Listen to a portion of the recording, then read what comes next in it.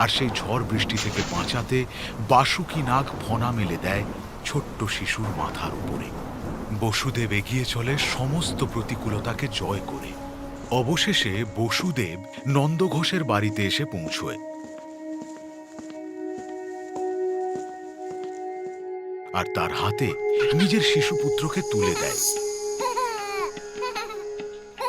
নন্দঘোষও ভগবান বিষ্ণুর আদেশ অনুযায়ী তার এবং তার স্ত্রী যশোদার সদ্যজাত কন্যা সন্তানকে বসুদেবের হাতে সঁপে দেয়। বসুদেব তার কৃতজ্ঞতা জানিয়ে ভোরের আলো ফোটার আগেই কারাগারে ফিরে আসে।